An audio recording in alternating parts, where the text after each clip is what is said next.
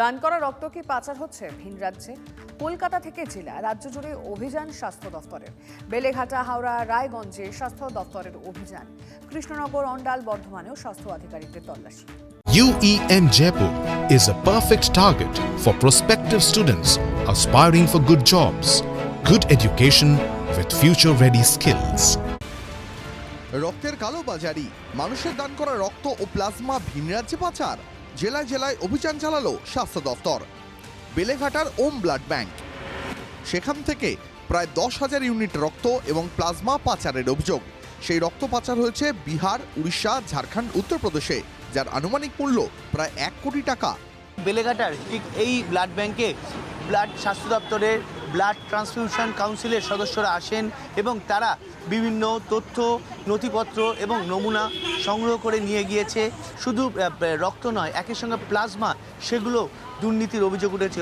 বর্ধমানেও একটি বেসরকারি হাসপাতালের ব্লাড ব্যাংকে তল্লাশি চালায় স্বাস্থ্য দফতরের আধিকারিকরা। কিভাবে এখানে রক্ত সংগ্রহ করা হয়, যে সমস্ত সরকারি গাইডলাইন আছে সেই গাইডলাইন মানা হয় কিনা সেই বিষয়টি খতিয়ে দেখছেন। পাশাপাশি এখান থেকে রক্ত কোথায় কোথায় বিক্রি করা হচ্ছে, কিভাবে বিক্রি করা হচ্ছে, তার টোটাল যে বিষয়টা সেই বিষয়টা খতিয়ে দেখছেন। 6 মাসের সমস্ত নথি চাওয়া হয়েছে, 6 মাসের রক্ত কোথায় কোথায় লেনদেন হচ্ছে, কিভাবে হচ্ছে। 4 ঘন্টার ম্যারাথন তল্লাশিতে বর্ধমানের এই বেসরকারি ব্লাড ব্যাংকে কাগজপত্রে অসঙ্গতি ধরা পড়ে। কর্তৃপক্ষকে 2 দিনের মধ্যে রিপোর্ট জমার নির্দেশ স্বাস্থ্য দফতরের।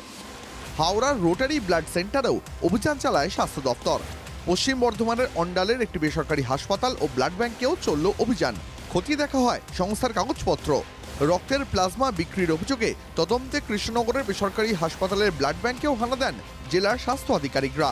রায়গঞ্জেও ব্লাড ব্যাংকে চলে তল্লাশি। বিভিন্ন রক্তদান শিবির এবং রক্তের ক্যাম্প এবং ব্যাংক, এগুলো কিন্তু রেড করানো শুরু করেছি।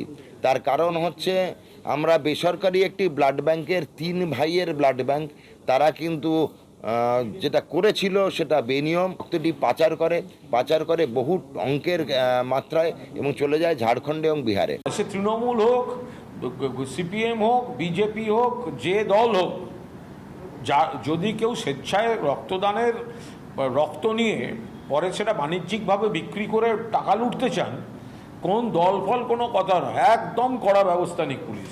তৃণমূল আমলে মানুষকে ঠকিয়ে রক্ত বিক্রি করে মুনাফা, বদলের বাংলায় সেসব জারিজুরি শেষ। রাজ্যে পালা বদলের পর সরকারের স্পষ্ট বার্তা, দুর্নীতিতে zero tolerance. Bureau report, TV9 Bangla.